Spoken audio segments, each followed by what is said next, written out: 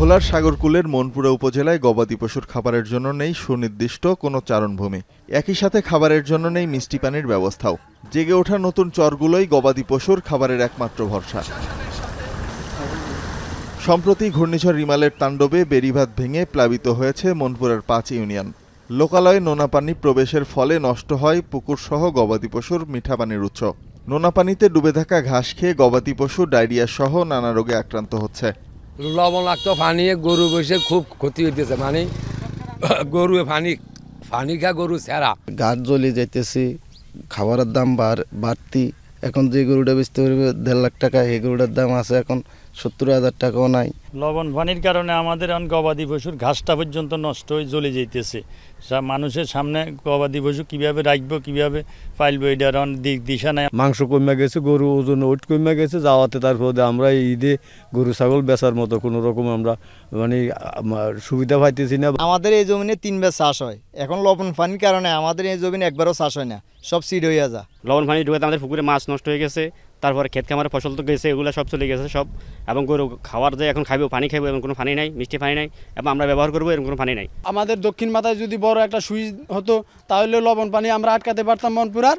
আমরা বিভিন্ন ধরনের ফসল ফলাদি করে আমরা দেশের উন্নয়নের জন্য ভূমিকা রাখতে পারতাম। লবণ পানি প্রতি বছর আমাদের একটা বিষক্রিয়ার মতন কাজ করতেছি।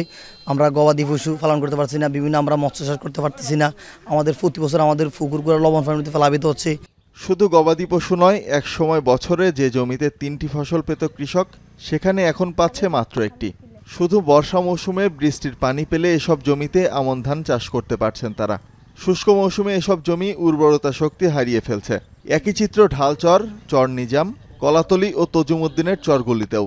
মনপুরার গবাদি পশুগুলো স্বাস্থ্য ঝুঁকিতে রয়েছে। এ থেকে উত্তরণের জন্য বন বিভাগের যে পরিত্যক্ত জায়গাগুলো আছে, এগুলো যদি চরভূমির জন্য মুক্ত ঘোষণা করা হয়।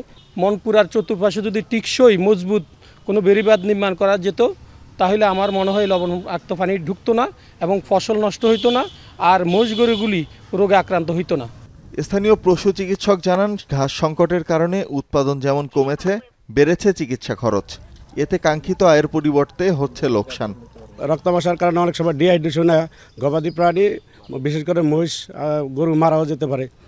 আর এবারে ঘূর্ণিঝড় রেমালের কারণে মনপুরা উপজেলার চতুর্পাশে বেড়িবাঁধ ভেঙে ভিতরে পানি ঢোকার কারণে এই সমস্ত রোগগুলি দেখা দেয়। এমন অবস্থায় খামারিদের নানা পরামর্শ দিয়ে সহযোগিতা করছে প্রাণী সম্পদ বিভাগ। নোনা পানির কারণে সৃষ্ট সংকটের কথা উল্লেখ করে বন বিভাগ ও প্রশাসনের সাথে আলোচনার মাধ্যমে দেয়া হচ্ছে সমাধানের আশ্বাস। মুজিব কিল্লার মধ্যে একটা পুকুর বা সারফেস ওয়াটার সংরক্ষণের জন্য আমরা পরামর্শ দিচ্ছি।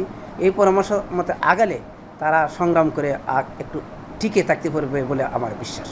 জেলায় অর্ধশতাধিক চরে ১,২৪,০০০ মহিষ, ৩,৯২,০০০ গরু ও ১,৮৮,০০০ ছাগল রয়েছে। এখন ভোলা।